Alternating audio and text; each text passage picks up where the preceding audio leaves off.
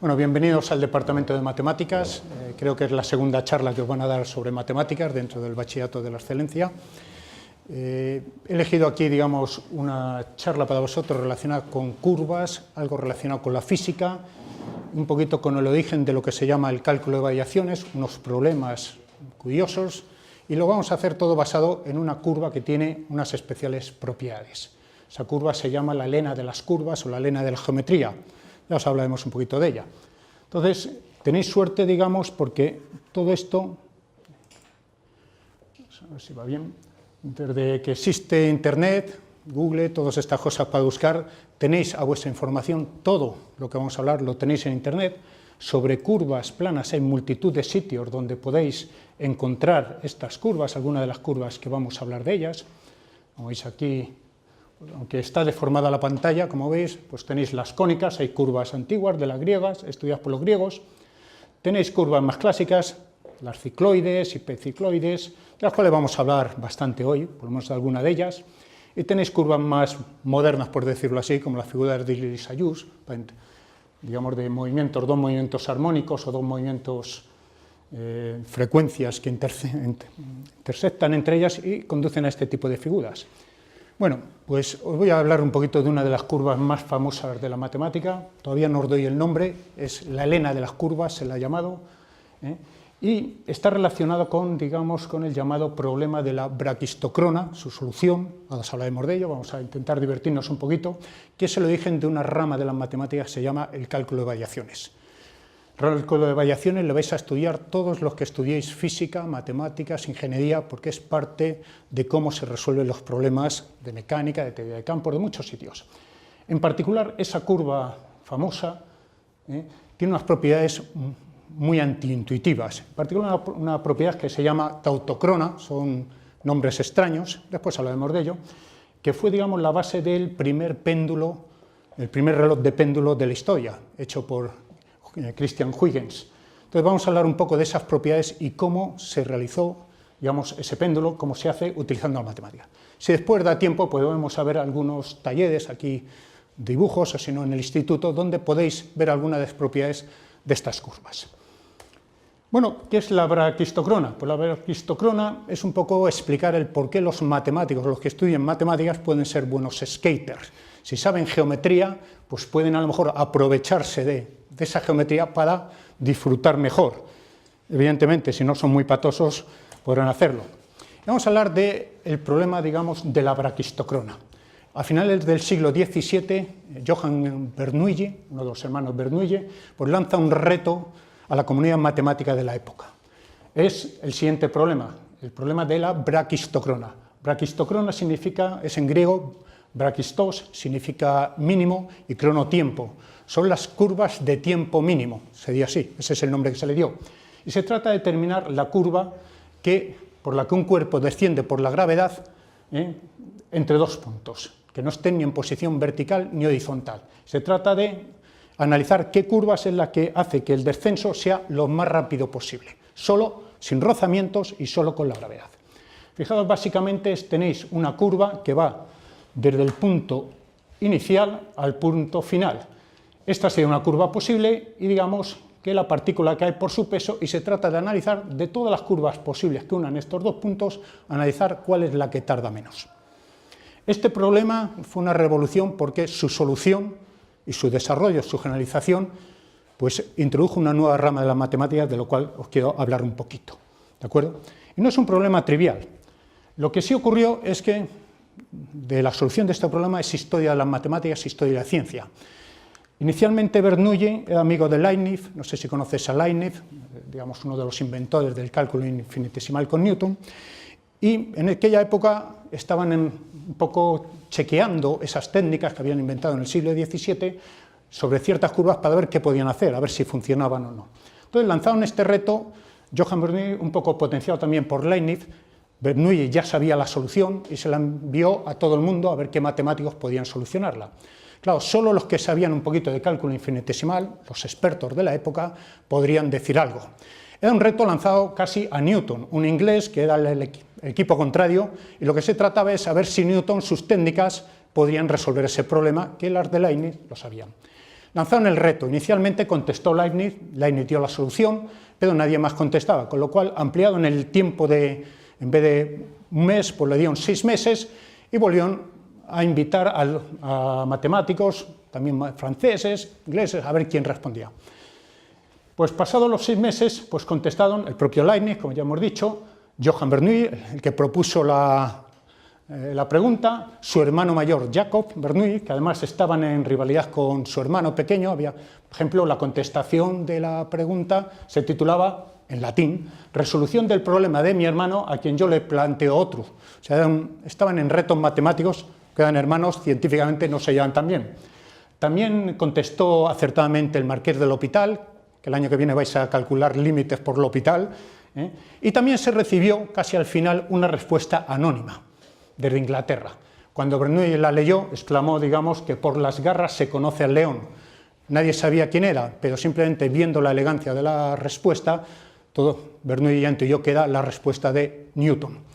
Entonces, Newton contestó, es anecdótico porque veis que os pongo la fecha del 30 de enero de 1967. Habían pasado los 6 meses, quedaban unos días para acabar el reto. No se había enterado, tenía un trabajo en la Casa de la Moneda de Inglaterra, y le llegó una carta de un amigo porque Leibniz y Bernoulli habían mandado una carta a un amigo suyo diciendo que Newton no contestaba, y se lo comentó. Le llegó la carta al amigo, pues si es el 30 de enero, el 29 de enero por la tarde le llegó la carta. Después de comer se sentó y por la noche tenía la solución del problema, que remitió la mañana siguiente anónimamente a la Royal Society inglesa. Y es ahí el origen, digamos, de que Newton tardó apenas unas horas en resolver el problema, mientras que los otros seguían debatiendo.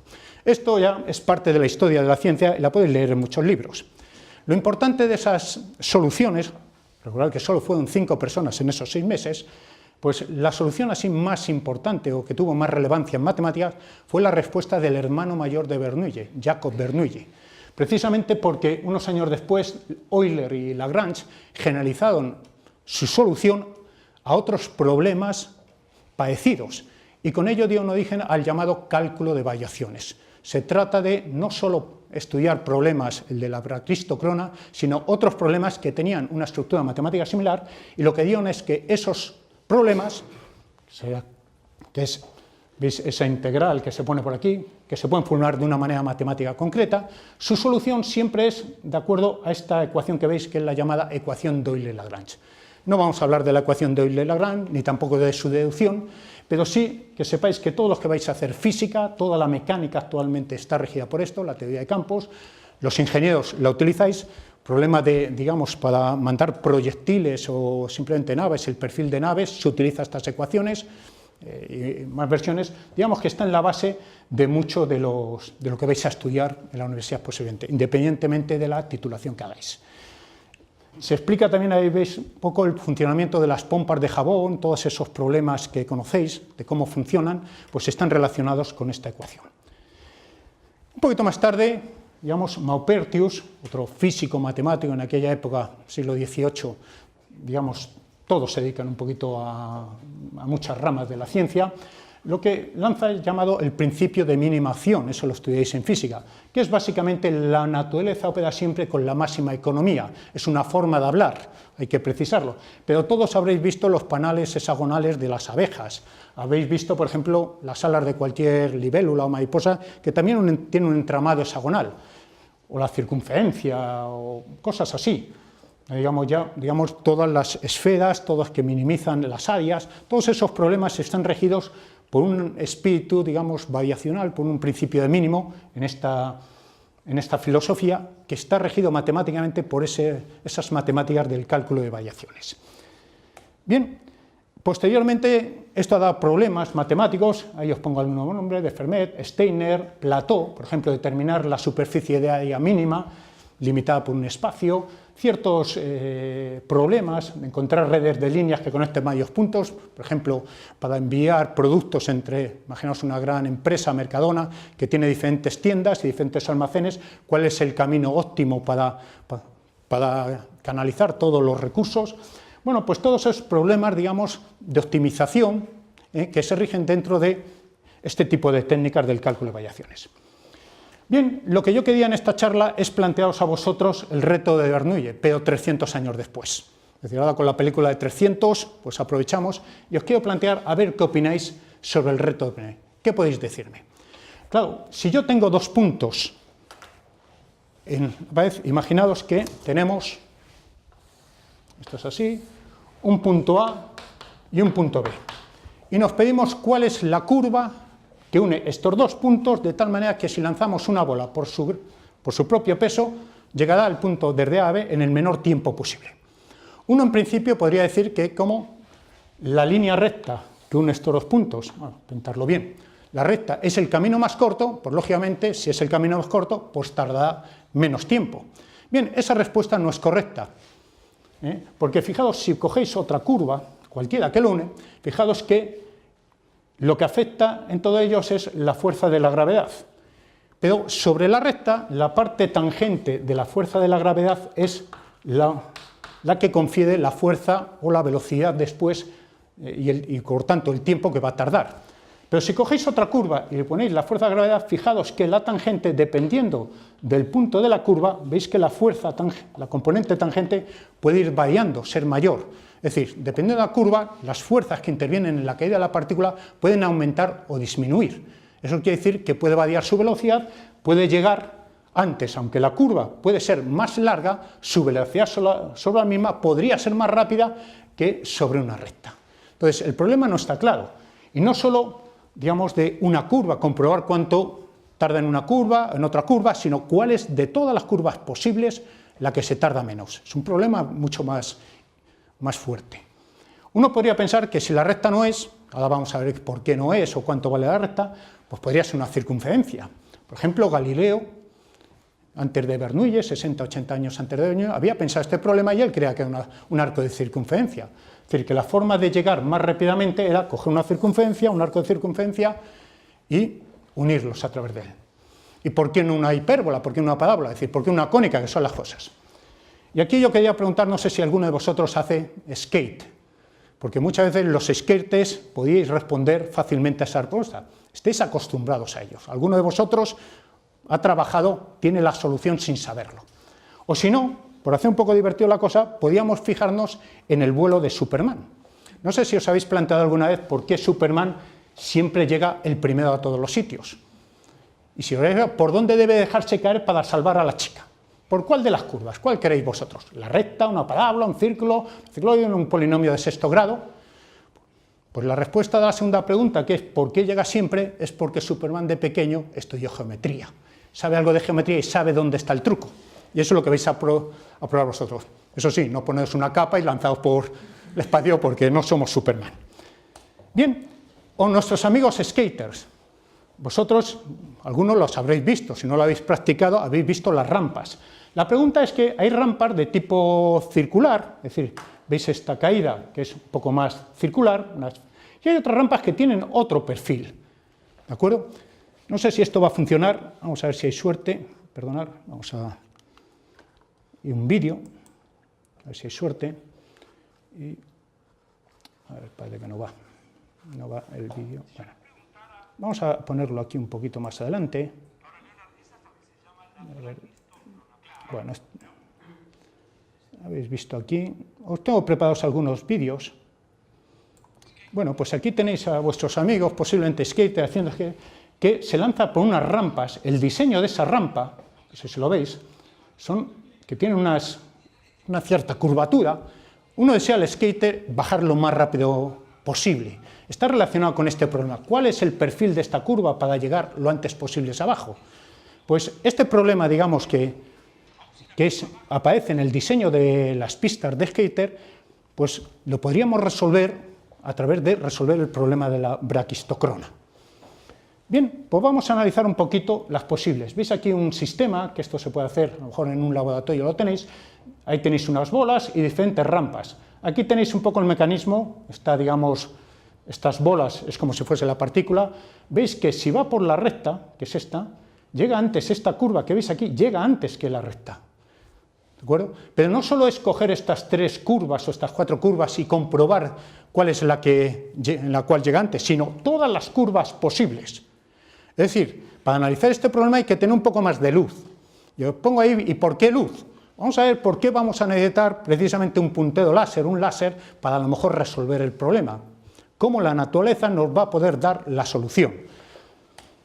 Bueno, aquí tenéis un diseño también, va un poquito lento, veis que son una recta, estas tres curvas son la misma, pero veis qué cosa más curiosa, salen de diferentes sitios, esta es una circunferencia y esto es una hipérbola. La pregunta es que podéis decir, ¿quién es la que gana? ¿Quién llega antes?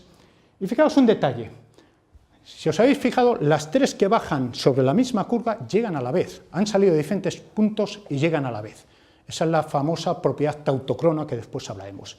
Pero sobre esa curva rara que hemos puesto, las tres bolas son las primeras en llegar.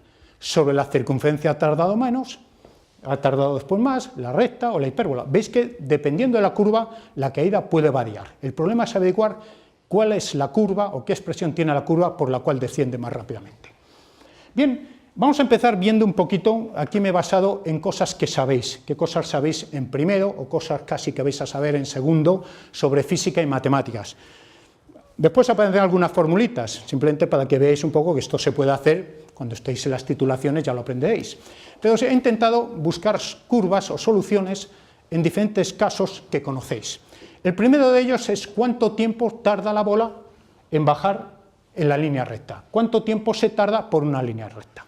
Fijaos que es, si consideráis el problema, tenéis aquí, cuánto tiempo tarda una partícula de masa m cayendo por esa línea hasta llegar del punto A al punto B. Pero esto posiblemente ya lo habéis estudiado, lo vais a estudiar dentro de poco. Esto es lo mismo, es equivalente a estudiar cómo caiga una partícula por un plano inclinado. Es un problema típico de física de bachillerato, calcular cuánto tarda una partícula en bajar, como veis aquí, por una rampa. Nosotros lo podemos suponer que este es el punto A y este es el punto B, esta es la longitud L y la altura H. Pues bien, este es un problema típico de física, que lo estudiáis y lo resolvéis, bien en todos los libros de física que estudiéis de bachillerato, o bien en primero, pero sobre todo en segundo. Entonces, eso lo podemos resolver, porque lo conocéis. Y aquí tenéis la respuesta de Galileo. Galileo fue el primero que se planteó este tipo de problema. ¿Cuánto tarda un objeto en caer? Se subía a la torre de Pisa y lanzaba dos objetos y empezó a hacer experimentos sobre la gravedad, la famosa constante de G, de aceleración de la gravedad, pues haciendo experimentos. Y él se planteó esto. Fijaos que las ecuaciones que vais a ver, olvidaos ahora de las matemáticas, lo que me interesa es un poco que sepáis. Esta es la ecuación que rige el movimiento. Fijaos que si tenéis así una rampa que tiene un ángulo alfa, la fuerza de la gravedad es mg, y solo la componente tangente, esta es la fuerza tangente, es la que interviene en acelerar esa masa. La parte tangente es eso, mg por el seno de alfa. Estas son funciones que todavía estáis estudiando, las funciones seno, coseno, pues es esta componente. La parte normal de la fuerza, pues es el principio de acción y reacción, es que compensa lo que se llama la fuerza de ligadura, que hacen que la partícula descienda. A todos los efectos solo nos interesa la parte tangente de la fuerza, y es masa por aceleración igual a la fuerza de gravedad, pero la componente tangente. Uno puede resolver esta ecuación, lo vais a hacer, incluso, y la solución tiene esta expresión. Y uno hace las cuentas, ese es el tiempo que tarda desde el punto de aquí, más alto, si cogéis una altura h y ponéis aquí y calculáis cómo va, su expresión, la ecuación de movimiento es esa, podéis ver que el tiempo que tarda en descender tiene esta pinta, 2g, la longitud L de la rampa, por raíz cuadrada de la altura. Esta es la expresión que encontró Galileo experimentalmente y que rige el movimiento de una partícula que cae a través de una recta. ¿De acuerdo? Por lo tanto, sabiendo la distancia entre las partículas y la altura, pues podemos, veis que dependiendo si la tiráis de aquí la partícula, pues llega antes y podéis hacer fácilmente comprobar el tiempo que tarda una partícula a otra lanzándolo sobre la misma pendiente desde diferentes alturas. Un hecho importante para la propiedad tautocrona, para ver lo extraña que es que si cogéis en esta rampa y cogéis dos partículas distintas, dos partículas de la misma masa lanzada aquí y otra de aquí sobre la misma rampa, la primera que cae es esta y la segunda la que está más arriba. No sé si lo habéis visto, que la intuición es que si ponéis varias pelotas y las soltáis, la que está más abajo llegará antes que las otras. Eso es la intuición. Y eso, si cogéis otra curva, ocurre lo mismo. Eso es lo que uno esperaría. Bien, pues ya sabemos, digamos, cómo resolver el problema con las técnicas que conocéis de cuánto tarda sobre una línea recta. Un poquito de física nos ayuda a recordar que este es un problema de física y de matemáticas, es un problema típicamente de física-matemática. Yo soy físico-matemático, trabajo en geometría diferencial aplicada a la física, o sea que son problemas no solo de la física, sino problemas también de matemática. Bien, ¿qué dijo Galileo? Galileo pensó este problema, como veis, 60 años antes que Bernoulli, que la propuesta de Bernoulli, el reto de Bernoulli, y él había llegado a la conclusión de que no es una recta. Él pensaba que era un arco de circunferencia. Su argumento es el siguiente, es muy fácil verlo y podéis hacer las cuentas, son ejemplos que os pongo porque creo que todos podéis poneros a estudiarlo, sabiendo cuánto tarda por una pendiente, que es el problema anterior, pues estudiarlo. Fijaos lo que encontró Galileo. Supongamos que hubiese un arco de circunferencia, a ver si lo pinto bien, del punto A al punto B, ¿de acuerdo? Y vamos a dejar caer la partícula. Si cae por la línea recta, el tiempo que tarda es esto. Lo que descubrió Galileo, y es un resultado puramente matemático, basado en esto, que si cogéis un punto de circunferencia y hacéis bajar la partícula por este trozo de recta y después por este, el tiempo que tarda la partícula, veis que aquí que es la pendiente de esa recta es distinta, por lo tanto el tiempo va cambiando de acuerdo a la pendiente, pues yendo por aquí, siempre que este punto intermedio esté sobre la circunferencia, el tiempo que tarda es menor. Por lo tanto, la solución ya no puede ser una recta, porque esta curva, ¿de acuerdo?, hace que el tiempo sea mínimo. Lo que sí descubrió Galileo, que el tiempo que tarda aquí, si la apoyo hago lo mismo, el mismo argumento apoyado a esta recta, la partícula que va por aquí tarda menos que ir por aquí. Si lo voy haciendo en todos los segmentos, muchas veces, cada vez la trayectoria, si lo vais haciendo un poquito el dibujo bien, la trayectoria se va aproximando a una circunferencia. Él descubrió que la caída por dos segmentos se producía antes que la de la recta, y entonces, haciéndolo muchas veces, como veis aquí con este dibujo de sus diálogos, veis que yendo por estos caminos, siempre que esté en ese punto intermedio sobre la circunferencia, el tiempo que se tarda es menor. Haciéndolo muchas veces, pues él se daba cuenta de que esto tendía a una circunferencia. Luego ahí supuso que el camino más corto entre estos dos puntos era la circunferencia, pero estaba equivocado. Ese ejemplo, evidentemente la circunferencia se tarda menos que sobre la recta, pero es la braquistocrona, habrá otra curva distinta que haga que todavía sea el tiempo menor que la esfera. Bien, y aquí es donde interviene Johann Bernoulli. En aquella época, ¿qué conocía? Johann Bernoulli, la solución que dio es entre física, matemática, óptica, utiliza los elementos que conoce, un poco para dar respuesta. Y lo que hace es, en aquella época se descubre la famosa ley de Snell de la refracción, no sé si la conocéis, creo que todo el mundo ha oído hablar que si viene un rayo, si este es, por ejemplo, el aire y este es el agua, la luz cuando aparece sigue este camino. Habéis metido muchas veces, no sé si una regla o un palo en el agua, veis que parece que se dobla. Es sencillamente este principio de Snell. Snell lo descubrió experimentalmente. Esto se comprueba y dijo que el seno de incidencia, el ángulo de incidencia con el ángulo de refracción, verificaba que era constante. Con esta relación, él podía averiguar qué es lo que hacía. Fermat, unos años después, lanza un principio todavía más fuerte. Lo que se da cuenta, él asume, cuidado con un principio que no es un teorema, asumimos que la naturaleza se va a comportar de la siguiente manera. Él asume que la luz, cuando viaja de un sitio a otro, el tiempo que tarda en su camino, atravesando diferentes medios ópticos, es tal que el tiempo que tarda es el mínimo posible. Es decir, fijaos que esto, utilizando la luz, podemos responder al problema de la braquistocrona. Si somos capaces de lanzar un rayo que la luz vaya de aquí a aquí a través de lo que haga la luz, el principio de Fermat nos está indicando, si es que ese principio es cierto, que ese será el camino más corto. Entonces lo que hizo Bernoulli es, bueno, pues utilicemos estas ideas. Vamos a ver cómo la ley, el principio de Fermat, la ley de Snell de refracción, conduce al tiempo más corto. Y si alguno no está convencido de por qué la ley de Snell está relacionada con el tiempo más corto en llegar a dos puntos, la pregunta que os hago. A ver cómo sois capaces de apagar un incendio. Imaginaos que estéis aquí y a 100 metros allí, no digo la vaguada, sino otro sitio, hay un incendio. Y tenéis aquí un cubo vacío. La pregunta es cómo se puede apagar un incendio con un cubo vacío. No sé si lo habéis planteado alguna vez. Pues muy fácil, lo primero que se hace es llenarlo de agua. Por lo tanto, lo que tenemos que hacer es ir al río, llenarlo de agua y salir corriendo a intentar apagar el incendio.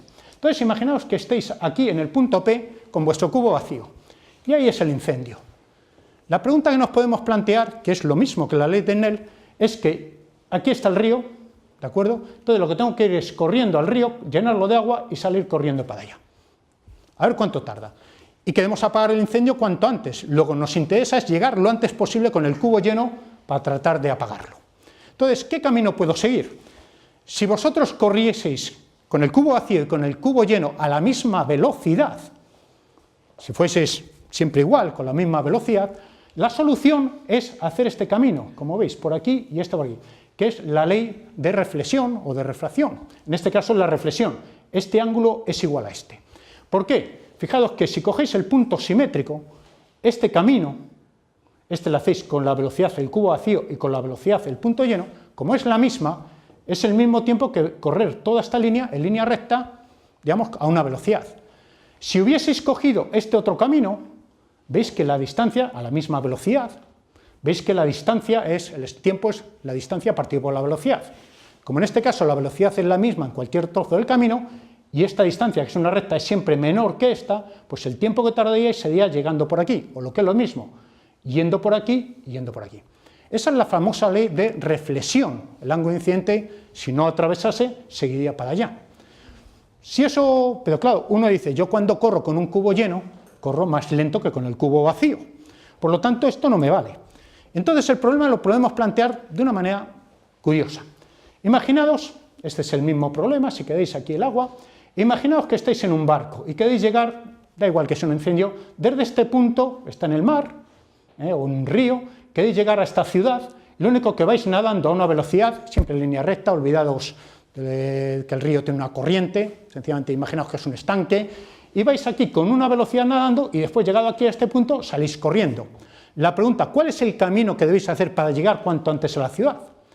Uno podría ir como antes, ir por aquí corriendo más o menos en línea recta, y lo único que este tramo lo recorre en un tiempo determinado con una velocidad que es la distancia por la velocidad que lleve, y el otro, depende de lo que corras, llegar. Y encuentra que en ese caso no es siempre la línea recta. Cuando tenéis diferentes velocidades, pues el camino más corto no es la línea recta. Si queréis, la explicación de Fermat de esto, fijaos que, imaginaos que venís aquí o corréis con una velocidad v1 y esta distancia y v2. Se trata de buscar el punto X en el cual, digamos, vais a recorrer, donde tenéis que ir. Bien, fijaos que esta distancia X, utilizar aquí el teorema de Pitágoras y lo mismo aquí, podéis ver que el tiempo que se tarda utilizando esto el tiempo es el tramo AB por velocidad 1 más el tramo BC con otra velocidad. Si utilizáis un poquito de trigonometría, aquí es el teorema de Pitágoras, veis que el tiempo que se tarda, yendo con dos velocidades, es este de aquí. El problema es analizar cuál es el punto X donde podéis ir, digamos, si lo veis aquí o en otro punto distinto, cuál es el punto X, de tal manera que el camino sea mínimo. Eso lo vais a estudiar el año que viene con las derivadas. Este es un problema típico de Matemáticas 2, de calcular cuál es la X de tal manera que este tiempo sea mínimo. Eso se calcula haciendo la derivada igual a 0, y si hacéis las cuentas y un poquito de trigonometría, veis que lo que sale es la ley de Snell. Lo que dijo Fermat con este principio, digamos, de que el camino, la ley de Snell, viene explicada si uno piensa que la luz tarda el mínimo tiempo posible. Esa es la explicación que daba Fermat de la ley de Snell. Por tanto, digamos que se asume en esos tiempos que la luz siempre lleva el camino más de tal manera, o sigue un camino de tal manera que el tiempo que tarda es el mínimo posible. Bien, estas ideas están en la época, las conoce Bernoulli, ¿de acuerdo? Y lo que hace Bernoulli es cómo puedo hacer que la luz vaya de un punto A a un punto B. Lo que supone una forma de hacerlo es suponer que esto es un líquido, o un líquido o cosas con diferentes índices de refracción, y lo que asume es que esto está formado por diferentes capas, de tal manera que aquí está ya el punto A, aquí el punto B, y que la luz incide, y en cada capa se produce la ley de Snell, lo que supone que para llegar del punto A al punto B hay un fluido cuya densidad, como veis ahí, no es homogéneo, o sea, el medio óptico no es uniforme, su densidad decrece. Al ir decreciendo, la ley de Snell lo que va haciendo el rayo es este de aquí. Básicamente la luz se va curvando hasta llegar al punto, pero entre cada una de las capas sucesivamente lo que está regida por la ley de Snell. Y en aquella época estaban con el cálculo infinitesimal. Y lo que dijo Bernoulli, ¿qué pasa si la diferencia de cada capa fuese suficientemente pequeña? Que la ley de Snell entre infinitesimos fuese cierta, y lo único que entre saltar de una capa hubiese como si la bola cayese por la gravedad. Fijaos que lo que él hace es intentar resolver esto infinitesimalmente, y lo que tiene es, fijaos si esta es la curva, aunque él no sabe cuál es, pero fijaos que el trocito este es como si fuese un triángulo. Lo que baja en la Y, que es este incremento, y lo que baja en la X es lo que se baja, digamos, la longitud de arco. Matemáticamente ese incremento se pone con la diferencial, es un concepto. Entonces, fijaos que si utilizáis aquí un poco de Pitágoras, lo que se verifica es que el tiempo que tarda por aquí, lo que infinitesimal recorre esa longitud de arco, no es más que esto. Y él interviene lo siguiente, que al caer la partícula de infinitesimal de aquí a aquí, sigue la ley de gravedad de Galileo, simplemente en la caída, la partícula cae por su propio peso, infinitesimalmente, y eso dice que la velocidad sigue esta ley, asume, por un lado, la ley de caída libre de Galileo y el principio de Snell, une todo eso y dice que infinitesimalmente se verifica, esta es la ley de Snell, el seno partido por la velocidad, si hacéis las cuentas un poquito con los dibujos, sabiendo que este es el seno, recordad que el seno, el ángulo, tiene que ver con la tangente, o lo estudiáis un poquito, la pendiente, la derivada con la tangente, pues descubre, no es aquí importante ahora, pero lo que descubre es que esa constancia hace que la curva y de x tiene que satisfacer una ecuación diferencial. En aquella época no se escribían así las ecuaciones diferenciales, lo dice, infinitesimalmente se tiene que cumplir esta relación de constancia, y como esto es la ley de Snell, o si queréis, el principio de Fermat, está diciendo que las curvas que verifican esto lo hacen en el tiempo mínimo. Lo que sí sabía Bernoulli era resolver esta ecuación. En aquella época ellos sí tenían técnicas con el cálculo infinitesimal de resolver esto. Y lo que dedujo con esto, resolviendo esa ecuación, unos métodos muy geométricos, muy distintos a los que vais a estudiar vosotros, encontró que la solución era esta curva, es lo que se llama un arco de cicloide. Lo que Bernoulli supuso, utilizando la ley del principio de Fermat o la ley de Snell y la caída de Galileo, llegó a que la solución era el arco de cicloide. Fijaos que aquí, en aquella época del siglo XVII, finales del siglo XVII, principios del XVIII, las matemáticas todavía estaban en pañales, se mezclan las ideas físicas con las ideas geométricas, pero él encuentra esta solución. Esto que parece un poco artificial mezclado es que además era verdad, es una solución y que después se demostró por otras técnicas que lo era. Bien, pues la pregunta que uno se hace, ¿y qué es una cicloide? ¿Qué es la curva solución? ¿Cuál es el perfil de las rampas del skater? Pues una cicloide no es más que una circunferencia, o si queréis un círculo, es esa curva roja, si cogéis un punto del círculo, lo señaláis, a ver si lo paro, bueno, veis que ese punto separa una marca y la rueda, el círculo rueda sin deslizar. Ese punto describe una curva, que lo veis en rojo, o esta de aquí, que lo veis, aquí tenéis la fuerza de gravedad, esto es un poco la geometría, los aspectos geométricos de la cicloide. Esa es la curva que daba Bernoulli. Digamos que para Bernoulli el punto A está aquí y el punto B. Es este trocito, básicamente un arco de este tipo de curva, era la solución del problema. Era la cicloide que pasa por el punto A y el punto B. Claro, esta curva ya era conocida. La conocía Huygens, la conocían ese del péndulo, que era el primer reloj de péndulo, y era una curva que los matemáticos de la época estaban utilizando para chequear todos los avances del cálculo infinitesimal. De ahí que esta curva empieza a tener una relevancia muy importante. Bien, Y uno dice, vale, me lo creo, pues hagamos un experimento. Vamos a ver la física de hoy. ¿Qué dice la luz si hago esto que digo? Hago pasar la luz que viene a un punto P. O sencillamente, hagamos pasar la luz por un medio óptico que tenga una densidad variable y veamos qué camino que hace.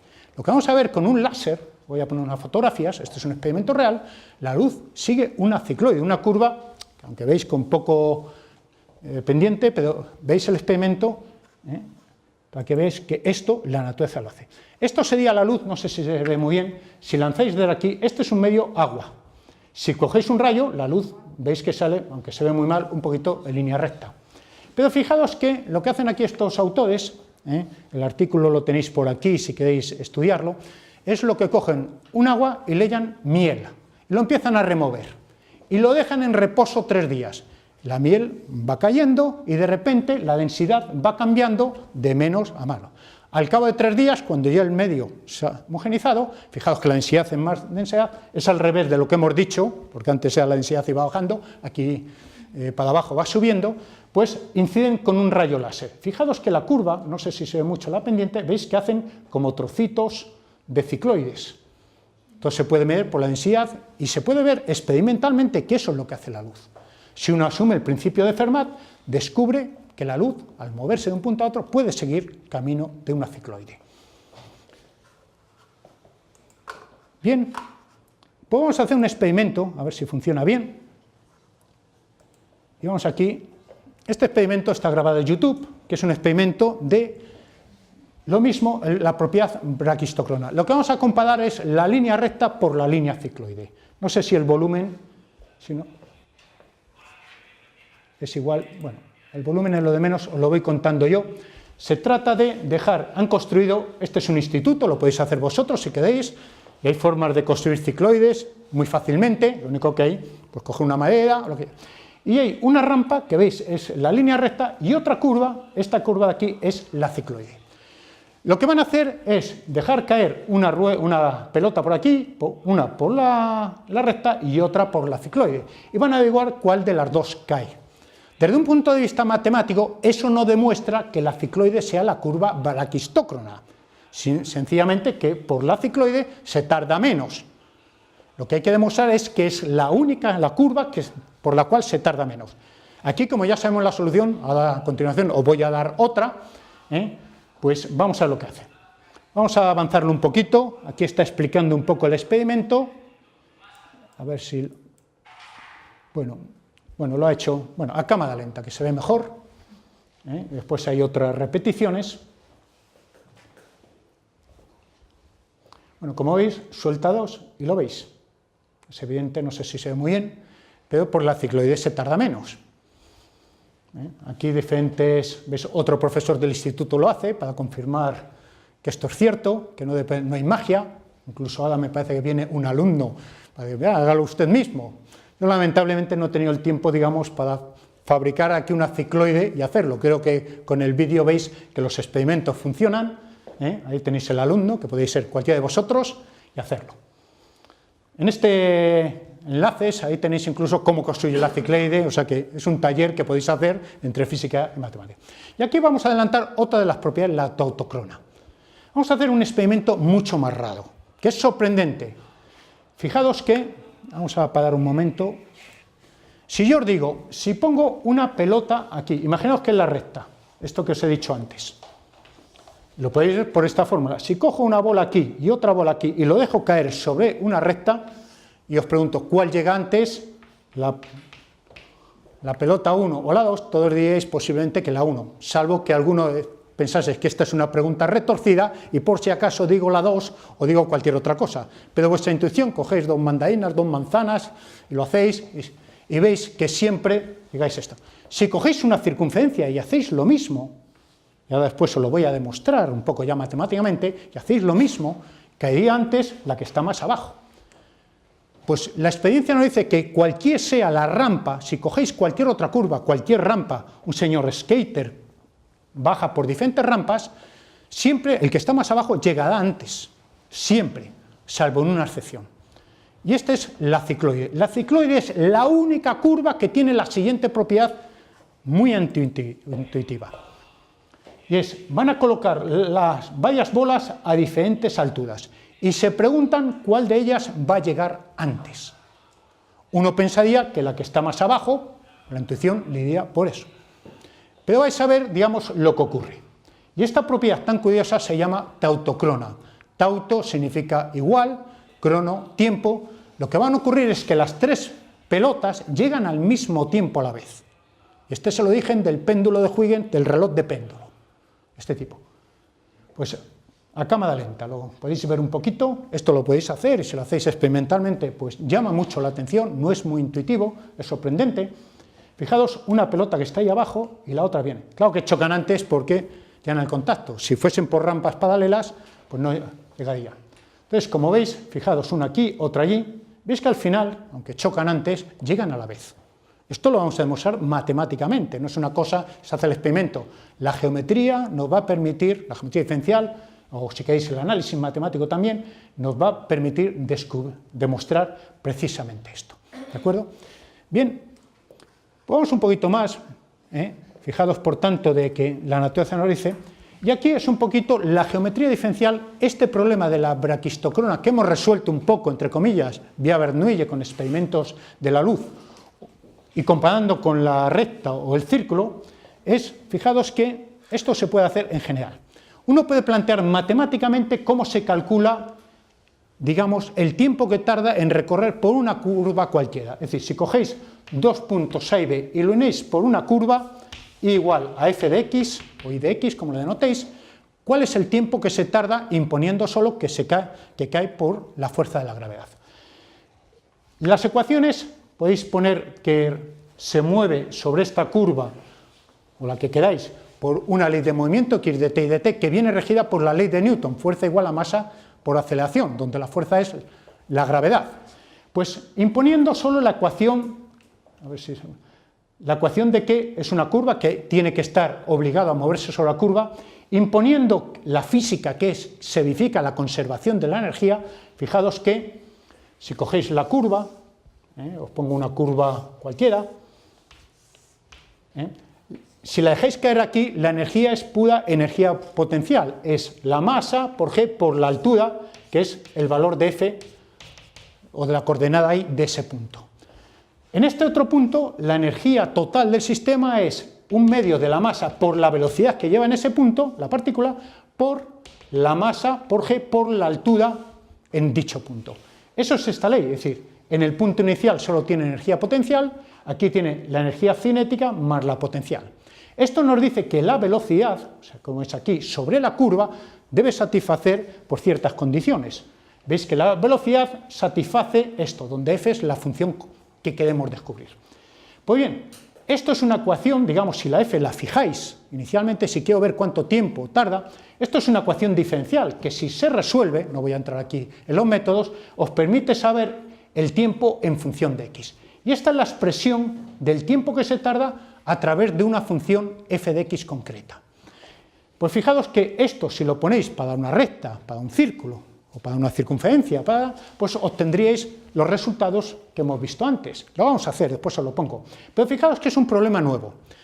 El problema que hay que encontrar de la braquistocrona es encontrar de todas las posibles f de x, cualquier función que se os ocurra, que una el punto A con el punto B, hay que hacer mínimo esta integral, este tiempo. Fijaos que esto es una función que veis de x, de f', de su derivada, y se trata de hacer mínimo una cierta integral entre dos valores. En este caso, lo que hay que hacer mínimo, que es el problema de la braquistocrona, de cuánto tiempo a través de caída por su propio peso, es hacer mínimo esta función. Esto es lo que hicieron, digamos, esta fue, digamos, la idea de Bernoulli, el hermano, cómo hacer mínimo, de unas técnicas, y esto es lo que conduce a unos problemas nuevos. Yo podía hacer algo similar. En vez de la función fx, que es la que he puesto antes, podría poner otra función cualquiera, que dependa de x, de la función fx y de su derivada. Y yo quiero hacer mínimo, o máximo, óptimo, que se dice extremal, hacer esta cantidad, hacerla lo mínimo o lo máximo que sea, hacerla extremal, que se dice. Entonces, estos son problemas nuevos. Imaginaos que este es el área encerrado por una curva. Cogéis una curva con un perímetro tal y calculáis entre todas las áreas que contienen Si queréis, esta es una curva cerrada y buscamos cuáles son las superficies, las mínimas superficies que tengan área mínima. Podríais formularlo con esta manera. Es decir, esto abre muchísimos problemas, el problema de Plató, el problema de Steiner, todos estos problemas que os he comentado al principio, se abren, digamos, como unas nuevas ramas de la matemática. La solución de este problema, que hace que esto sea mínimo, la solución, qué trayectoria, qué hace mínimo esto, viene dada por la matemática del cálculo de variaciones, por esta ecuación que es la ecuación de Euler-Lagrange. Todas se resuelven de la misma manera. Si uno pone una función concreta, su solución, la que hace extremal, la que hace mínimo, la que soluciona el problema de la braquistocrona, es esta ecuación diferencial de segundo orden. Si uno pone esta ecuación, que es la que hemos puesto antes, que es la del problema, digamos, de la braquistocrona, quitar el factor 1 raíz de 2g, que es una constante, si sustituís y ponéis esta función aquí, la ecuación, si ponéis esta ecuación, la solución de esta ecuación con esta función, hacer las derivadas, si supieseis hacer las derivadas, lo que os sale es la ecuación de una cicloide, la ecuación diferencial que obtuvo Bernoulli de otra manera. Es decir, Bernoulli tenía razón, pero esto es el cálculo de ecuaciones, esto es una nueva rama de las matemáticas, bueno, esto lo pongo luego, que es llamada el cálculo de variaciones. Se trata de encontrar entre varias funciones, entre áreas, etcétera, encontrar la que optimiza alguna relación. Este es el principio de Maupertuis, el tiempo mínimo, que la naturaleza sigue el camino más económico posible en un cierto sentido, todos se solucionan con estas nuevas ramas de la teoría. Bien, si uno se pregunta, bueno, ¿cuál es el tiempo que tardaría por una circunferencia? Pues uno puede ver que si cogéis una circunferencia, el problema es equivalente al problema de un péndulo. Si cogéis un péndulo, el movimiento de un péndulo por la gravedad, péndulo simple, sin resistencia, sin rozamientos, ese tipo de cosas, pues es buscar la solución del tiempo que tarda lanzado de una pelota por una circunferencia para compararlo con las otras. Uno podría coger la misma técnica anterior y hacerlo. Pues lo que sí vais a ver el año que viene, si no lo habéis hecho, es resolver la física de este péndulo. ¿Cuál es el movimiento de un péndulo? Si hacéis las cuentas, simplemente os las pongo un poquito así para que no asustados, haciendo lo mismo, la ley de conservación de la energía, esta es veis que esto es una circunferencia radio B, esta es la conservación de la energía, sale una ecuación diferencial para la velocidad sobre el péndulo, que si la integráis, el tiempo que tarda si lanzáis, fijaos, y esto es importante,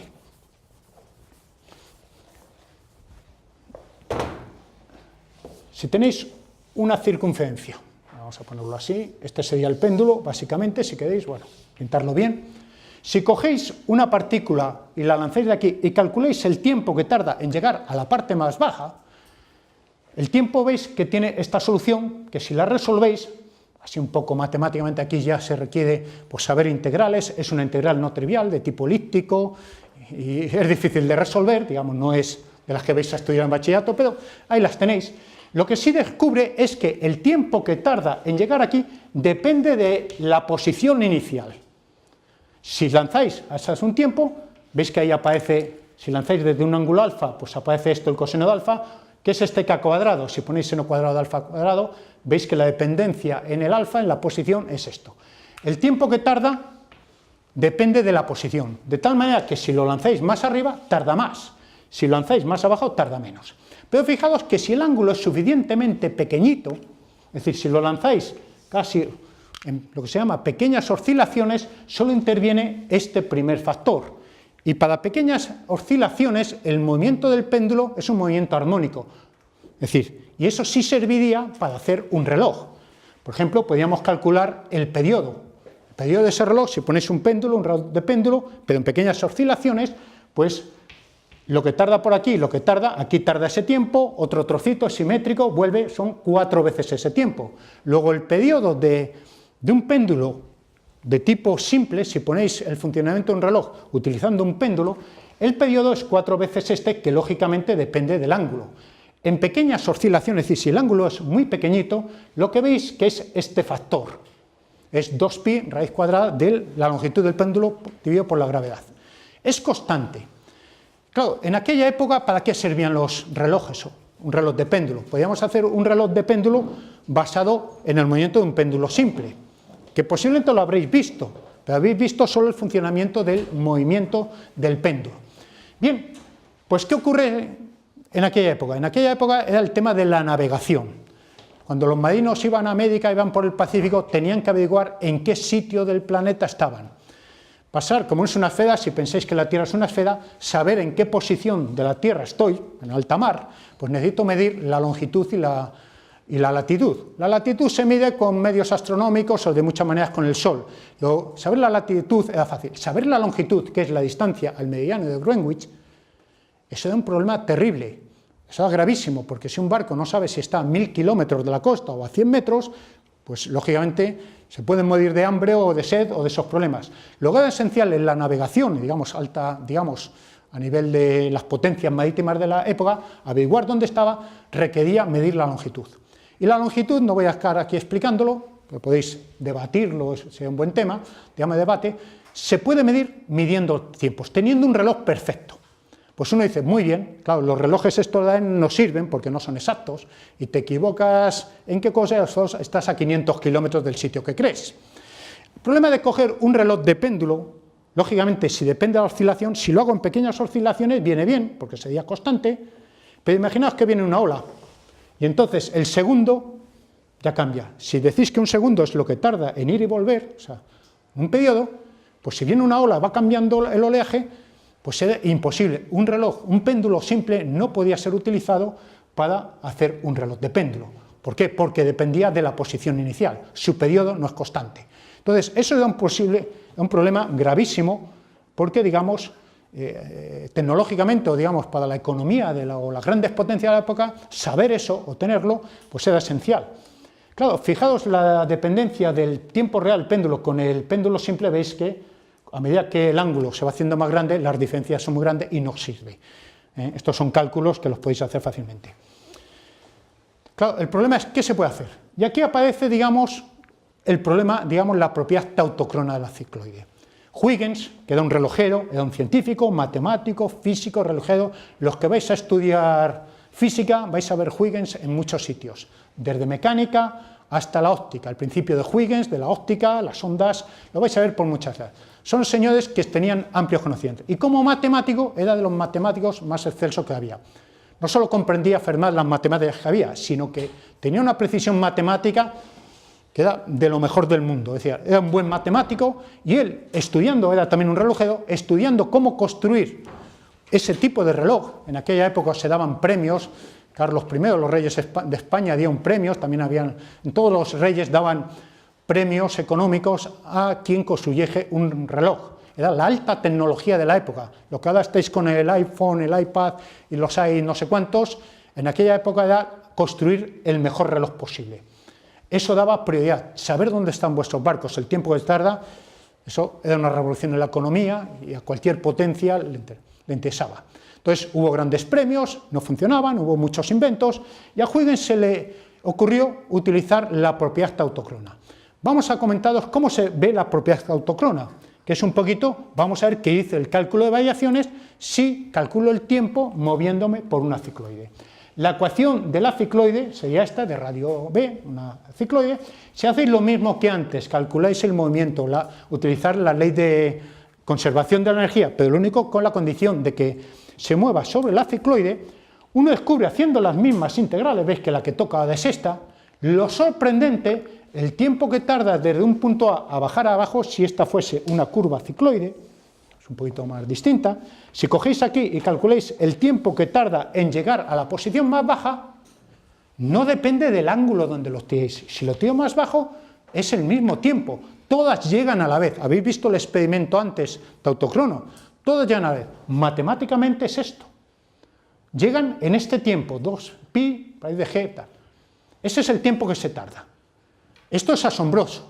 En general es la única, hay un teorema matemático, se llama, digamos, el teorema de Abel, se estudió cuál es de las curvas realmente la que se tarda menos tiempo. Abel, un matemático muy famoso también, no sé si habéis oído hablar los grupos abelianos conmutativos, sospecho que no, pero que suene la palabra el matemático, uno de los grandes de la matemática, Abel, digamos, que os suene simplemente el nombre, con eso ya me doy por satisfecho, que por lo menos los matemáticos están saliendo, pues sí, os vayan sonando un poquito, pues utilizó, digamos, unas matemáticas, la transformada de Laplace, pues para demostrar que la cicloide es la única curva que tiene esta propiedad. Una cosa es que la cicloide lo verifique, que lo veis que, bueno, experimentalmente o con matemáticas lo va a verificar, y otra cosa es demostrar que es la única curva. Fijaos lo sorprendente, solo hay una curva que verifica esta propiedad. Esto es una maravilla. Cualquier otra, esto va en contra de lo esperado. Pues Huygens, con unos métodos geométricos muy distintos a estas integrales, descubrió esta propiedad. Y lo único que se le pensó es cómo puedo hacer que una partícula técnicamente pase por una cicloide. Es decir, cómo puedo construir un péndulo cicloidal. Y eso se basa en lo que se llama las evolutas, bueno, son otras propiedades de las curvas, que podéis ver que si cogéis aquí un arco de cicloide y otro arco de cicloide, digamos, la evoluta de esta cicloide es otra evoluta, otra cicloide que está desplazada. Eso ya lo estudiáis, el que estudie matemáticas, lo estudiáis, o los que estudiéis arquitectura y cosas de estos, ahí lo vais a tener. Pero lo que vio Huygens es que lo veis, si colgáis un péndulo, veis una barra con una bola del punto este de la cicloide y lo soltáis, la trayectoria que sigue es esta curva, que es una cicloide.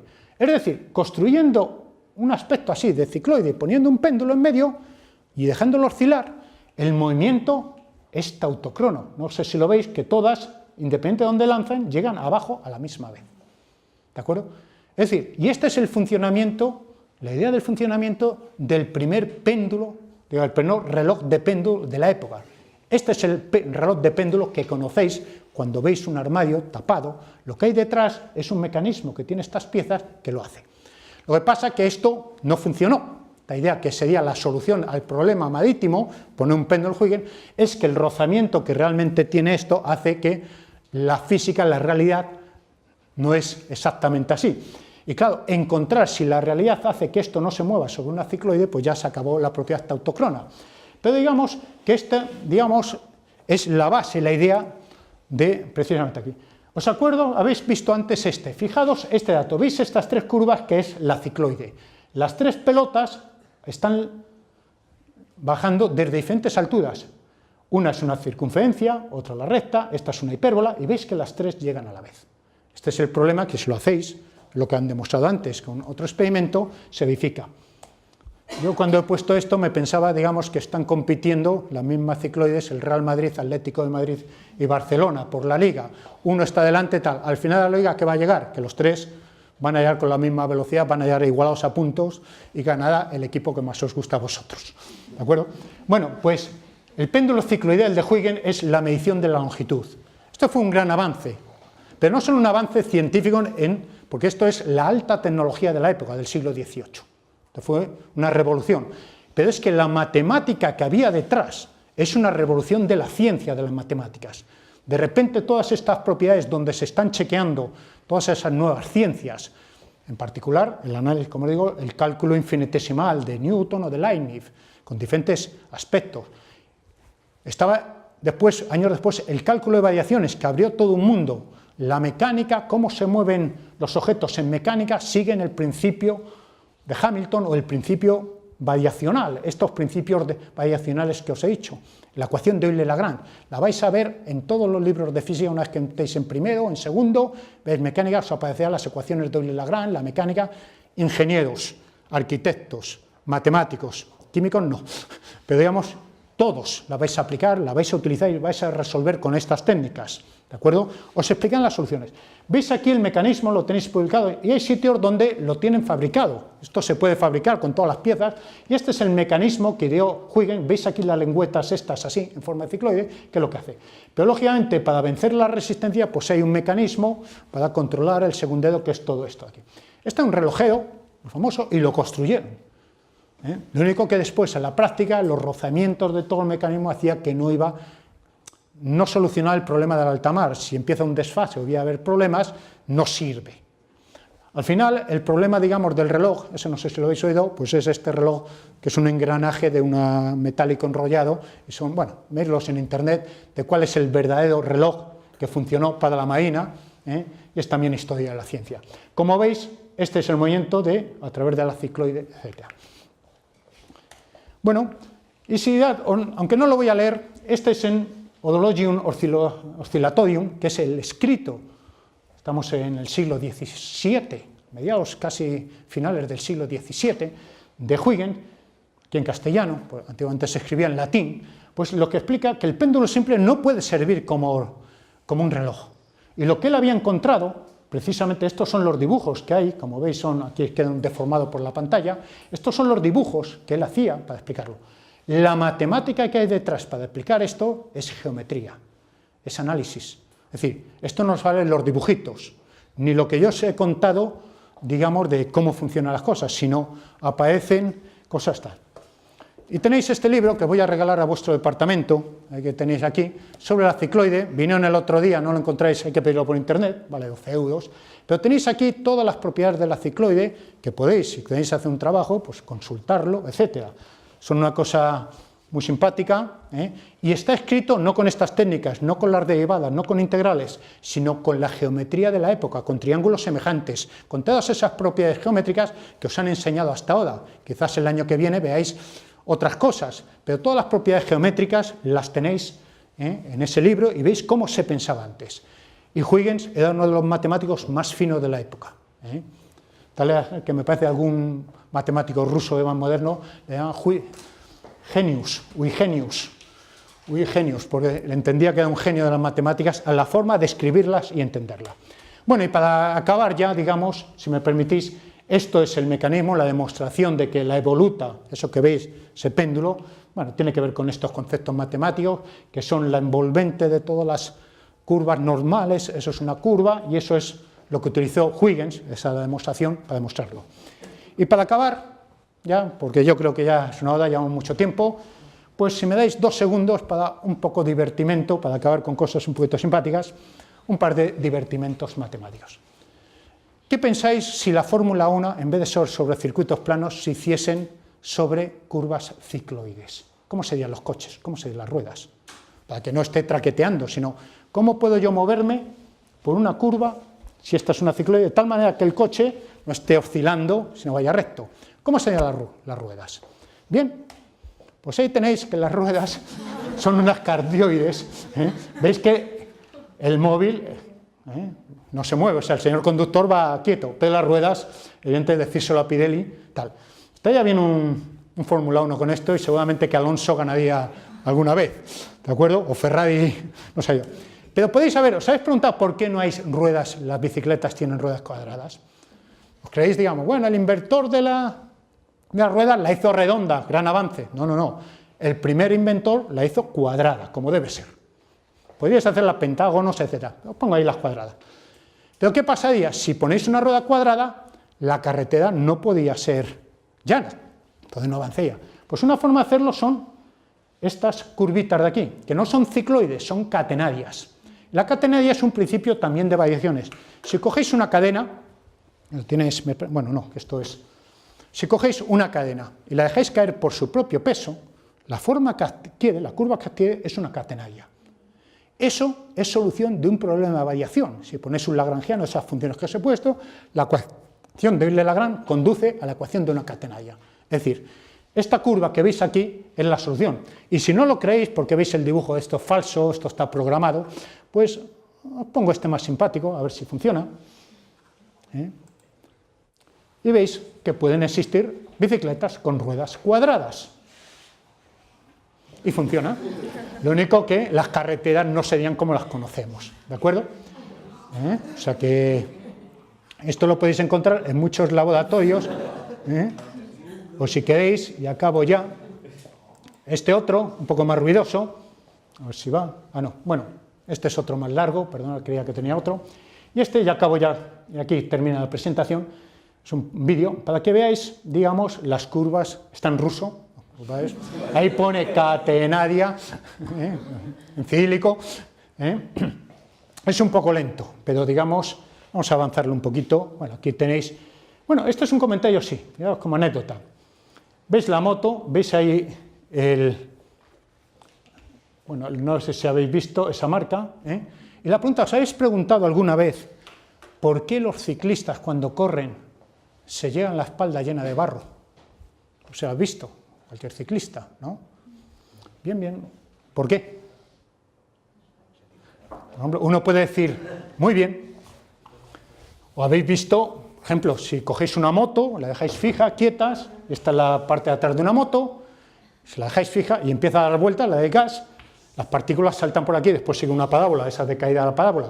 Entonces, el motorista que está aquí, no. Pero si está rodando, si se mueve, esto sigue una cicloide. Entonces, la partícula nasal este sigue tangente a la cicloide y el barro le llega a la espalda. Entonces, si ponéis aquí un guardabarros, pues a lo mejor os ayuda un poco, pero no siempre. Bueno, y aquí acabo, quizás, fijaos el punto, para que veáis una cosa, veis cómo con la cicloide podemos unir. Si lo unimos con una circunferencia, veis que el radio de la circunferencia es más grande, cuidado a la hora de comparar esas fórmulas, el radio B que os he puesto antes no es el mismo, veis que uno es un radio tal. Y aquí está divertido, y aquí acabamos, pues podéis elegir qué coche va a ganar, bueno, pues adivinar quién es la cicloide, veis, bueno, son cosas divertidas. Bueno, aquí a cámara lenta para que se vea bien. Bueno, pues aquí lo dejamos la charla, yo creo que ya es una hora bastante. Os dejo un taller, lo que viene después se lo voy a pasar a vuestros profesores, que son propiedades geométricas de las cicloides, la tangente, otras propiedades más matemáticas, más divertidas también. Os viene un poquito también, os voy a dar el PDF por si lo queréis leer, un poco de la historia de la cicloide, sus propiedades, y ahí podéis hacer ejercicios muy divertidos geométricos de unas propiedades singulares que tiene como geometría esa curva, ¿de acuerdo? Pues muchas gracias y espero que os haya interesado.